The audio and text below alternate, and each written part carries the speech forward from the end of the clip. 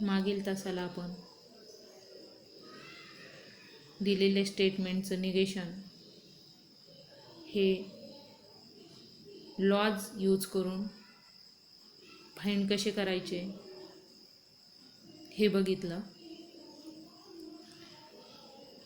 तर आणि ते जे लॉज आहेत ते कशा पद्धतीने आहे हे समजून घेतलं होतं. तर त्याचाच यूज करून आपल्याला आणखी काही एक्झाम्पल्स या ठिकाणी बघायचे आहेत. तर इथे ह्या ठिकाणी बघा, इथे आपल्याला हे जे एक्झाम्पल आहे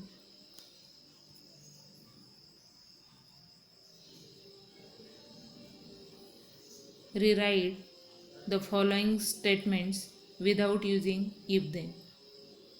म्हणजे आपल्याला जे काही हे स्टेटमेंट दिलेलं आहे तर ह्या स्टेटमेंटमध्ये इफ देन दिलं आहे आणि त्यांनी सांगितलं आहे की आपल्याला हे जे दिलेलं स्टेटमेंट आहे हे पुन्हा रिराईट करायचं आहे, परंतु त्याच्यामध्ये इफ देन येणार नाही. मग त्यासाठी पुन्हा आपण जे काही अगोदर लॉज बघितले किंवा रिझल्ट बघितले तर त्यामधील आपल्याला एक रिझल्ट यूज करावा लागतो. आपल्याला माहिती आहे की जेव्हा स्टेटमेंटमध्ये इफ देन आलेला असतो तेव्हा ते कंडिशनल स्टेटमेंट असतं, म्हणजेच पी इम्प्लाईज क्यू असं ते स्टेटमेंट असतं. आणि आपण जो काही लॉ बघितला आहे त्यामध्ये P implies Q is equals to negation P or Q असंही बघितलं होतं. आपण बघितलं होतं P implies Q is equals to negation P or Q अशा पद्धतीने आपण बघितलेलं होतं. तर त्याचाच आधार आपल्याला आता इथे घेता येईल. जर पी इम्प्लाईज क्यू आणि निगेशन पी ऑर क्यू हे जर सेम असेल तर स्टेटमेंट सिम्बॉलिक फॉर्ममध्ये असू द्या किंवा ते अशा पद्धतीने व्हर्बल फॉर्ममध्ये असू द्या, आपल्याला त्या ठिकाणी त्या फॉर्ममध्ये ते कन्वर्ट करता येतं. आता हे पहिलं जर स्टेटमेंट इथे बघितलं, if prices increase then the wages rise, तर इथे आपल्याला पी आणि क्यू स्टेटमेंट अगोदर लिहून घ्यावी लागतील. बघा ह्या ठिकाणी इथे फर्स्ट स्टेटमेंट त्याला पी माना आणि सेकंड स्टेटमेंटला क्यू माना. आता इथे फर्स्ट स्टेटमेंटमध्ये प्राइसेस इन्क्रीज असं स्टेटमेंट आहे, म्हणजे हे झालं पी स्टेटमेंट. त्याच्यानंतर क्यू स्टेटमेंट असेल the wages rise, the wages rise हे झालं क्यू स्टेटमेंट. आणि आपल्याला आता हे इफ देनने जॉईन केलेलं स्टेटमेंट आहे, म्हणजेच कंडिशनल स्टेटमेंट आहे, म्हणजेच ते काय पी इम्प्लाईज क्यू ह्या फॉर्ममध्ये. आणि आपल्याला हे जे स्टेटमेंट आहे हे पुन्हा रिराईट करायचं आहे, तर आपल्याला तिथे इफ देनऐवजी मग आपण ते कशा पद्धतीने करू शकतो, तर इथे आपण निगेशन पी ऑर क्यूच्या फॉर्ममध्ये ते लिहू शकतो. मग आता व्हर्बल फॉर्ममध्ये लिहिताना पी स्टेटमेंट आपल्याला माहिती आहे, क्यू स्टेटमेंट माहिती आहे. मग निगेशन पी म्हणजे जे काही दिलेलं स्टेटमेंट आहे त्याच्यामध्ये आपल्याला नकारार्थी वाक्य तयार करायचं आहे, म्हणजे तिथे नॉट टाकावं लागेल. त्याच्यानंतर क्यू हे जे स्टेटमेंट आहे ते त्याला ऑरने जोडावं लागेल, म्हणजे दोन्हींचंही इफ देनचं जे वाक्य आहे ते आणि इथे आपल्याला पुन्हा निगेशन पी ऑर क्यू अशा पद्धतीने ते जरी लिहिलं तरी आपल्याला दोन्हींचाही मिनिंग सेम मिळतो. मग आता इथे हे वाक्य जे आहे ते आपल्याला कशा पद्धतीने लिहिता येईल, तर इथे निगेशन पी म्हणजे मग मला निगेशन पी काय घ्यावं लागेल, P A prices increase. Negation P काय असेल, prices do not increase, prices do not increase. त्यानंतर पुढे लिहायचं आहे आपल्याला ऑर, पुढे लिहायचं आहे आपल्याला ऑर, इथे दिलं आहे बघा ऑर. आणि नंतर त्याच्या पुढे काय टाकायचं आहे क्यू. मग क्यू स्टेटमेंट लिहून टाकायचं द वेजेस ऑरने जोडायचं आहे. बघा इथे ऑरने जोडलं आहे आणि नंतर द वेजेस राईज. अशा पद्धतीने आपल्याला दिलेलं स्टेटमेंट पुन्हा लिहिता येतं इफ देन यूज न करता. अशा पद्धतीने हे लक्षात ठेवता येईल. त्याच्यानंतर हे दुसरं स्टेटमेंट आपण बघू. दुसऱ्या स्टेटमेंटसाठी सुद्धा if it is cold then we wear woollen cloth. मग आता इथे आपल्याला पी आणि क्यू स्टेटमेंट अगोदर लिहावे लागते. मग पी स्टेटमेंट काय आहे, तर इफच्या पुढे जे ते पी स्टेटमेंट असेल इट इज कोल्ड, आणि क्यू स्टेटमेंट काय असेल मग, एक मिनिट.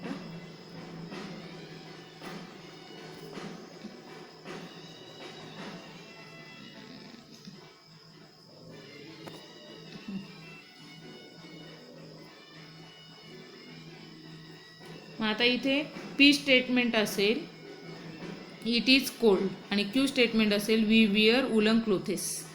मग आता इथे आपल्याला पुन्हा इफ देनने वाक्य जॉईन केलेलं आहे आणि म्हणून इथे P implies Q conditional statement आहे.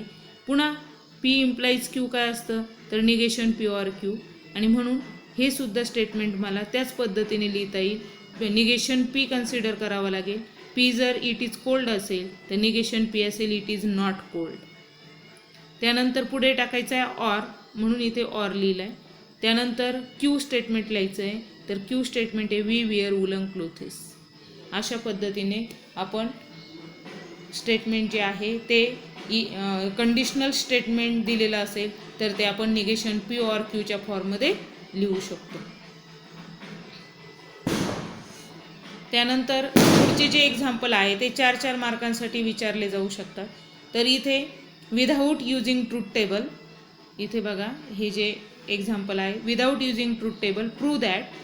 फर्स्ट वन एक्झाम्पल आहे P if and only if Q is equals to P and negation Q and Q negation in bracket Q and negation P. तर आपल्याला हे दाखवायचं आहे. त्याच्यासाठी आपण LHS कन्सिडर करणार आहोत आणि RHSकडे जाणार आहे. मग इथे LHS आहे P if and only if Q. तर इथे बघा ह्या ठिकाणी आपण LHS कन्सिडर केली. इथे तुम्ही जरी LHS म्हटलात तरी चालेल. ही जी आहे ही LHS आहे. LHS इक्वल्स टू, मग LHS इक्वल्स टू कन्सिडर करा. इथे P if and only if Q, P if and only if Q. आणि मग आता इथे P if and only if Q आपण कसं लिहू शकतो, तर आपण मागच्या तासाला बघितलं आहे की P implies Q and Q implies P. P if and only if Q आपण P implies Q and Q implies P ह्या फॉर्ममध्ये लिहू शकतो. हा काय कंडिशनल लॉ आहे. इथे बघा इथे आधार आपण देतो आहे. तर इथे हे ट्रूथ टेबलवर नाही, याला पहिल्याला त्यांनी आधार दिला नाही, पण इथे आपण आधार देऊ शकतो फ्रॉम ट्रूथ टेबल. त्याला आधार द्यायचा आहे फ्रॉम ट्रूथ टेबल अशा पद्धतीने. आणि मग सेकंड स्टेप जी आहे त्या सेकंड स्टेपमध्ये काय केलं आहे, तर P implies Q. P implies Q आपल्याला माहिती आहे, आत्ताच वरच्या एक्झाम्पलमध्ये आपण बघितलं आहे. पी इम्प्लाइज क्यू असेल तर आपण लिहितो आहे निगेशन पी ऑर क्यू. बघा ह्या ठिकाणी हे सेकंड स्टेपमध्ये लिहिलं आहे negation P or Q. And तसाच ठेवला आहे. आणि पुन्हा क्यू इम्प्लाइज पी सुद्धा आपल्याला काय लिहिता येईल त्याच पद्धतीने negation Q or P. P implies Q असतो निगेशन पी ऑर क्यू. आणि इथे क्यू इम्प्लाइज पी आलं आहे, म्हणजे जे फर्स्ट स्टेटमेंट आहे त्याचं निगेशन घ्यायचं, ऑर टाकायचा आणि second statement as it is लिहायचं, म्हणजे निगेशन क्यू ऑर पी. याला म्हणायचं कंडिशनल लॉ. बघा इथे या ठिकाणी कंडिशनल लॉ. त्याच्यानंतर थर्ड वन जे आहे थर्ड स्टेपमध्ये काय केलं आहे, तर इथे निगेशन पी ऑर क्यू होता. तर आता आपल्याला RHSकडे जायचं आहे. RHSमध्ये पी अँड निगेशन क्यू आहे. तर आपल्या negation P and negation in bracket P and negation Q आहे. याचाच अर्थ निगेशन पी ऑर क्यू हे मला त्या फॉर्ममध्ये लिहिता येते. कारण जर हे बघितलं RHSला जर बघितलं तर negation in bracket P and negation Q आहे. जर मी याचं निगेशन घ्यायला लागले तर बघा पी एक स्टेटमेंट आहे आणि निगेशन क्यू एक स्टेटमेंट आहे. इथे एक मिनिट बरं का, इथे बघा पी एक स्टेटमेंट आणि निगेशन क्यू एक स्टेटमेंट आहे. पी आणि दोन्हींच्या मध्ये काय आहे तिथे अँड आहे. निगेशन क्यू आर एच एसची पहिली टर्म आपण बघतोय आणि त्याला काय आहे निगेशन आहे. मग आता जर असं असेल तर आपल्याकडे काय आहे निगेशन ऑफ कंजंक्शन.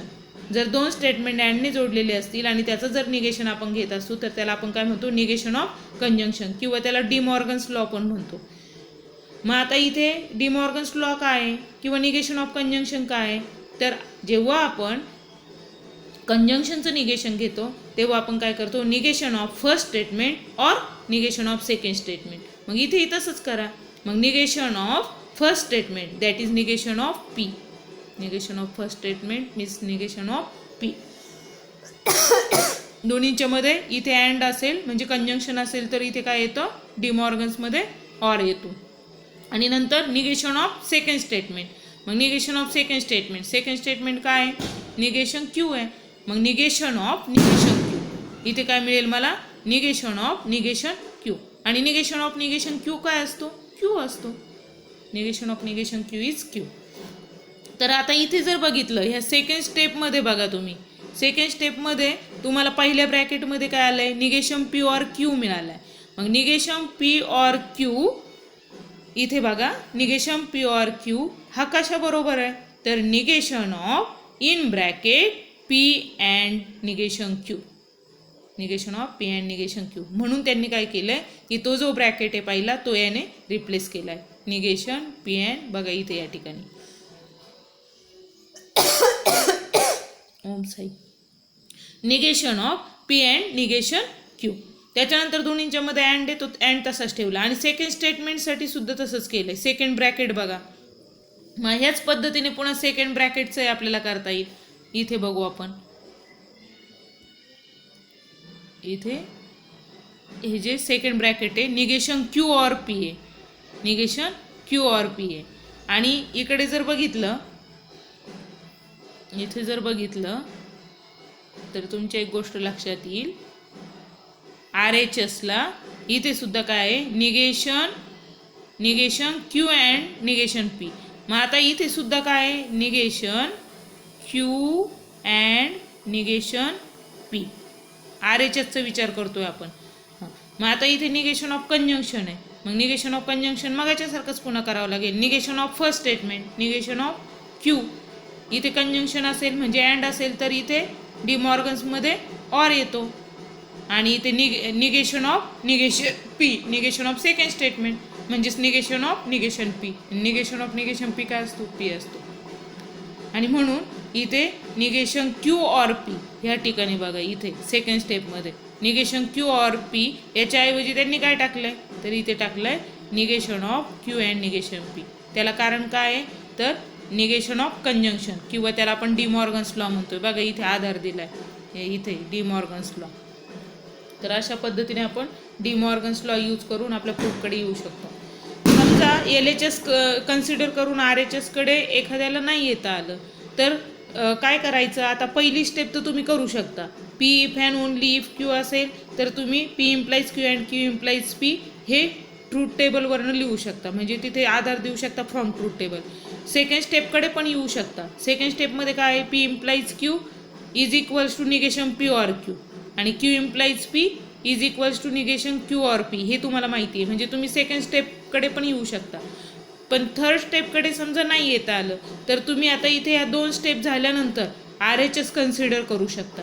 आणि आर एच एस कन्सिडर करून तिथे डिमॉर्गन्स लॉ किंवा त्या आत्ता मी तुम्हाला जे दाखवलं इथे ह्या ठिकाणी लिहिलेला पण आहे तर निगेशन ऑफ कंजंक्शन किंवा याला आपण डिमॉर्गन्स लॉ पण म्हणतो. तर याचा यूज करून आर एच एसकडनं तुम्हाला पुन्हा काय मिळेल मग ही सेकंड स्टेप आहे एल एच एसमध्ये जी सेकंड स्टेप आली ती सेकंड स्टेप इथे मिळून जाईल. आणि मग शेवटी आपल्याला पहिल्या याला ही इथे जी सेकंड स्टेप आलेली याला इक्वेशन नंबर आपण समजा 1 म्हटलो. आर एच एस कन्सिडर करून तुम्हाला ही जी मिळाली आहे याला इक्वेशन नंबर 2 म्हटलो तर तुम्हाला L H S equals to R H S असं दाखवता येईल. अशा पद्धतीने आपण इथे प्रूफ घेऊ शकतो.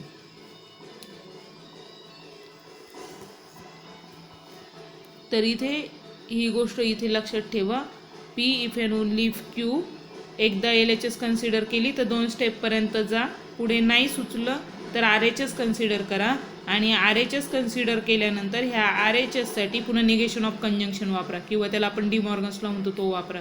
तो वापरला की तुम्हाला LHS आणि RHS दोन्ही सेम मिळून जाते.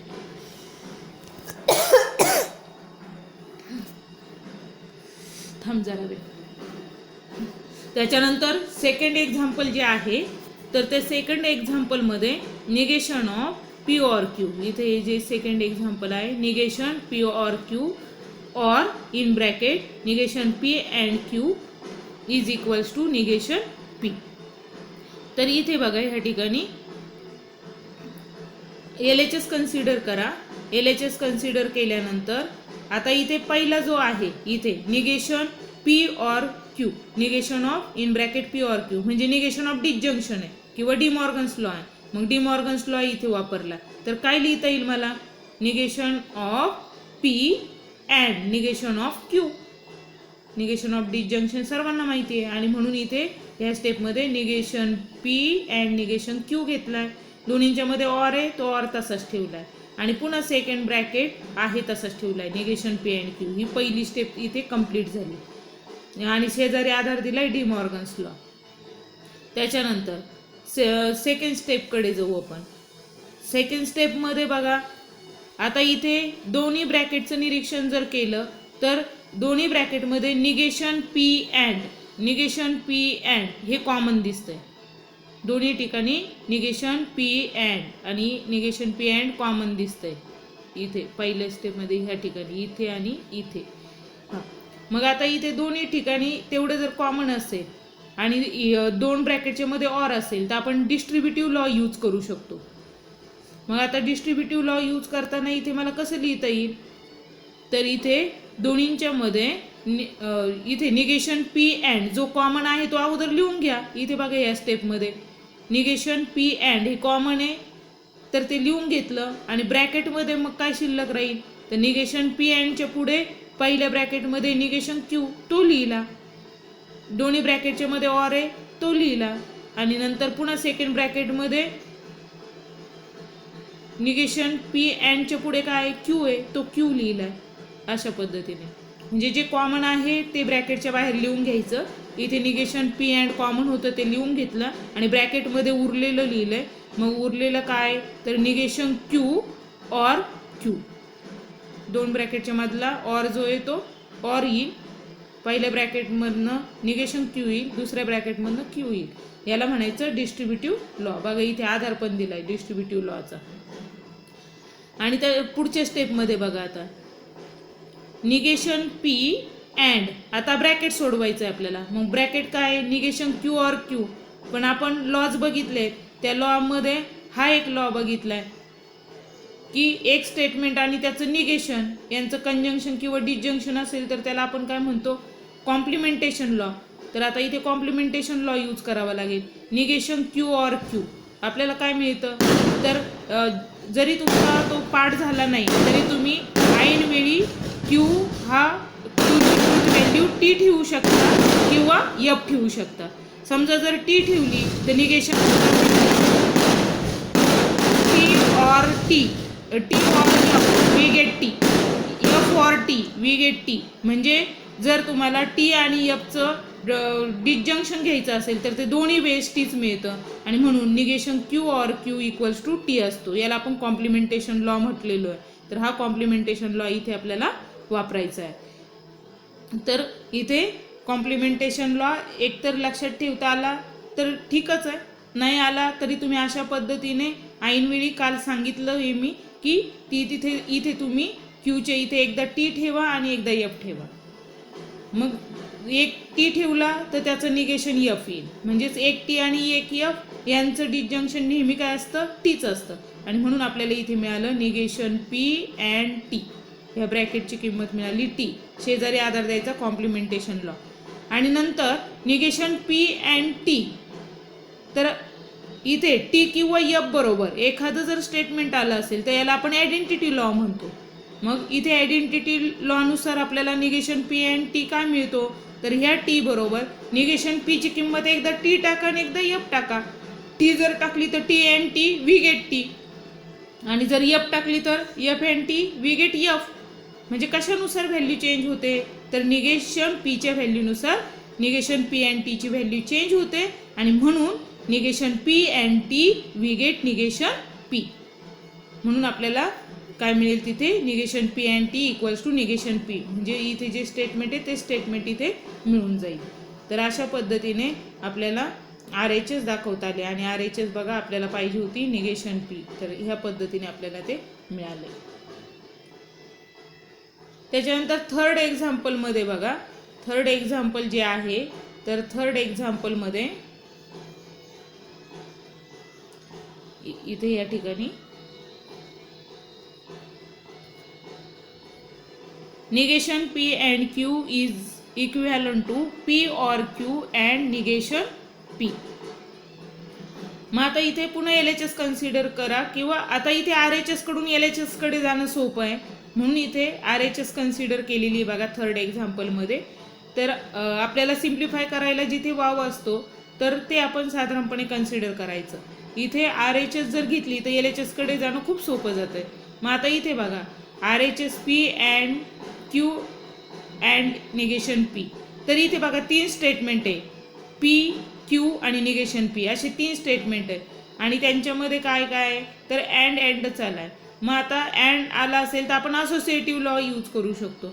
मग आता इथे आपल्याला त्या पद्धतीने सॉरी इथे घेताना चूक झाली त्यांची बरं का, हे जे आहे हे चुकीचं घेतलं आहे. इथे बघा RHS काय P और Q अँड निगेशन P. जर RHS अशा पद्धतीने जर कन्सिडर केली तर इथे आपल्याला P और Q अँड निगेशन P. तर इथे 3 स्टेटमेंट दिसत आहेत. कोणते 3 स्टेटमेंट दिसत आहे RHSला, तर P Q आणि निगेशन P असे 3 स्टेटमेंट आहे. आणि यांच्यामध्ये आपल्याला कनेक्टिव्ह कोणते मिळाले, तर एकदा ऑर आहे आणि एकदा अँड आहे. असं जेव्हा असतं तेव्हा तिथे डिस्ट्रीब्युटिव्ह लॉ वापरता येतो. मग आता इथे आपण डिस्ट्रीब्युटिव्ह लॉ वापरू. मग डिस्ट्रीब्युटिव्ह लॉ आपण कसा वापरतो, तर इथे कॉमन बघा काय आहे, तर अँड निगेशन P कॉमन आहे, अँड निगेशन P. मग आता डिस्ट्रीब्युटिव्ह लॉ आपल्याला घेताना आपल्याला मग अँड निगेशन P बरोबर काय घ्यावं लागेल, एकदा P घ्यावं लागेल, एकदा Q घ्यावं लागेल. आता इथे अँड निगेशन P हे शेवटी आलं आहे. मग इथे तुम्हाला P बरोबर एकदा अँड निगेशन P घ्यायचं आहे आणि एकदा Q बरोबर अँड निगेशन P घ्यायचं आहे. म्हणजे तुम्हाला ते कसं लिहिता येईल, तर इथे बघा ह्या ठिकाणी P and negation P, P and negation P, आणि दोन्हींच्या मध्ये असेल ऑर, सेकंड ब्रॅकेटमध्ये Q and negation P. And negation P एकदा P बरोबर घेतला, एकदा Q बरोबर घेतला. P और Q सुरुवातीला आहे म्हणून अँड निगेशन P हा नंतर जोडायचा असतो, आणि म्हणून इथे तुम्हाला अशा पद्धतीने ते लिहिता येईल P अँड निगेशन P और. आता इथे लिहिताना त्यांनी त्याच क्रमाने लिहायला पाहिजे, पण इथे मात्र त्यांनी लिहिताना निगेशन P अँड P लिहिले बघा इथे.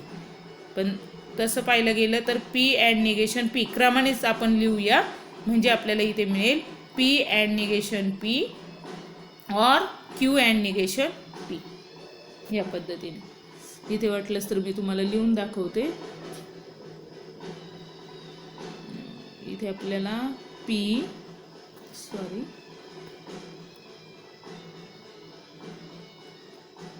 इथे आपल्याला अशा पद्धतीने घ्यायला पाहिजे P और Q अँड निगेशन P अशा पद्धतीने दिलेलं इज इक्वल्स टू. आता डिस्ट्रीब्युटिव्ह लॉ वापरतोय आपण. मग डिस्ट्रीब्युटिव्ह लॉमध्ये अँड निगेशन P कॉमन आहे, मग एकदा P बरोबर घ्यायचं, एकदा Q बरोबर घ्यायचं. मग आता इथे P सुरुवातीला आला आहे तर P सुरुवातीलाच राहील. मग P बरोबर काय घ्यायचं आहे आपल्याला, अँड निगेशन Q घ्यायचं आहे. दोन्हींच्या मध्ये काय आहे, ऑर आहे, मग तो ऑर इथे टाकायचा, आणि पुन्हा सेकंड ब्रॅकेट काय घ्यायचं आहे, तर इथे मला लिहायला जागा नाही आहे, इथे खाली घेते मी. तर इथे पुन्हा अँड निगेशन P Q बरोबर घ्यायचं आहे. Q अगोदर आलेला आहे म्हणून Q अगोदरच ठेवू आपण, Q and negation P, Q and negation P. अशा पद्धतीने तुम्हाला तो डिस्ट्रीब्युटिव्ह लॉ यूज करता येतो. P अँड सॉरी इथे P वर का P अँड निगेशन P इथे या ठिकाणी P अँड निगेशन P और Q अँड निगेशन P मग आता पी अँड निगेशन पी आपल्याला काय मिळेल पुन्हा, तर एक स्टेटमेंट आणि त्याचा कॉम्प्लिमेंट यांचं जर कंजंक्शन असेल तर पुन्हा आपल्याला तिथे कॉम्प्लिमेंटेशन लॉ यूज करता येतो. मग कॉम्प्लिमेंटेशन लॉमध्ये आपल्याला कंजंक्शन काय मिळणार आहे, मग यांचं एक टी आणि एक एफ असताना कंजंक्शन नेहमी एफच असतं. म्हणजे P and negation P we get F. म्हणजे मला इथे एफ लिहिता येईल is equals to F or आणि सेकंड ब्रॅकेटमध्ये Q and negation P, Q and negation P. पण आता मला आर एच एच जी पाहिजे ती निगेशन पी अँड क्यूच्या फॉर्ममध्ये, म्हणून इथे आपण काय करू, इथे कम्युटेटिव्ह लॉ वापरू. वाटलंच तर पुढच्या स्टेपमध्ये तुम्ही ते करू शकता, कारण इथे तुम्हाला आधार द्यावा लागेल. हा ब्रॅकेट आहे तसाच ठेवता येईल, क्यू अँड निगेशन पी.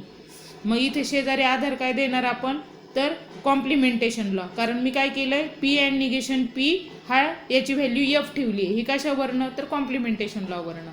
तर अशा पद्धतीने मग पुढच्या स्टेपमध्ये मला काय करता येईल आता, तर इथे बघा एफ ऑर तसाच ठेवला आणि सेकंड ब्रॅकेट जो आहे निगेशन पी अँड सॉरी इथे आपल्याला काय मिळाला होता, क्यू अँड निगेशन पी मिळाला होता, क्यू अँड निगेशन पी. तर आता तो आपण निगेशन पी अँड क्यू असा लिहून घेऊ. असा का लिहिता येतो आपल्याला, तर कम्युटेटिव्ह लॉ. हा काय कम्युटेटिव्ह, मग कम्युटेटिव्ह लॉ तिथे यूज करता येईल. आणि शेवटच्या स्टेपला आपल्याला पुन्हा एफ बरोबर ह्या स्टेटमेंटचं, याला आपण एकच स्टेटमेंट म्हणू आता, ह्या स्टेटमेंटचं डिस्जंक्शन घ्यायचं आहे. मग एकदा याची किंमत टी ठेवून बघा ह्या स्टेटमेंटची, एकदा एफ ठेवा. मी जर टी ठेवली तर F or T we get T, आणि जर एफ ठेवली तर F or F we get F. म्हणजे कशानुसार व्हॅल्यू चेंज होते, तर ह्या स्टेटमेंटनुसार व्हॅल्यू चेंज होते. आणि म्हणून निगेशन पी अँड क्यू. मग अशा पद्धतीने आपल्याला काय मिळाली, ही आर एच एस मिळाली. अशा पद्धतीने आपल्याला ती जी मिळते तिला काय म्हणतात, आर एच एस. अशा पद्धतीने आपण हे एक्झाम्पल सोडू शकतो. पुन्हा एकदा तुम्ही वहीमध्ये हे व्यवस्थित लिहून काढा आणि लिहून काढत असताना याच्यामध्ये ज्या चुका आहेत तर त्या चुका लक्षात घ्या. त्यांच्या ज्या चुका झाल्या त्या वहीमध्ये लिहू नका. तुम्हाला तिथे मी सांगितलं आहे की इथे सुद्धा सेकंड स्टेपला पी अँड निगेशन पी लिहायला हवा आहे. त्याच्यानंतर इथे खालच्या स्टेपला इथे लगेचच निगेशन पी अँड क्यू नको आहे लिहायला. इथे याच्याऐवजी त्यांनी लिहायला पाहिजे क्यू अँड निगेशन पी. आणि मग पुढच्या स्टेपमध्ये आपण त्याला पी अँड निगेशन क्यू असं लिहिणार आहे. कारण आपल्याला शेजारी आधार द्यायचा असतो, एकाच वेळेस दोन लॉचे आधार देता येणार नाही. आणि म्हणून सेकंड स्टेपला तुम्ही अगोदर आधार देणार आहात डिस्ट्रीब्युटिव्ह लॉ, आणि त्याच्या खालच्या स्टेपला जेव्हा तुम्ही इंटरचेंज करताय निगेशन क्यू आणि पी क्यू आणि निगेशन पीमध्ये, तेव्हा त्याला कम्युटेटिव्ह लॉचा आधार देता येईल. त्याच्यानंतर negation P and P F मिळतोय तुम्हाला, तर त्या ठिकाणी एफ मिळाल्यानंतर त्याच्यासमोर आधार द्या कॉम्प्लिमेंटेशन लॉ, आणि नंतर एफ बरोबर कुठल्याही स्टेटमेंटचं तुम्ही जर डिस्जंक्शन घेतलं तर तुम्हाला पुन्हा तेच स्टेटमेंट मिळतं. आणि म्हणून निगेशन पी अँड क्यू आपल्याला मिळालं. तर हेच दाखवायचं होतं. तर इथे आपण आता थांबू.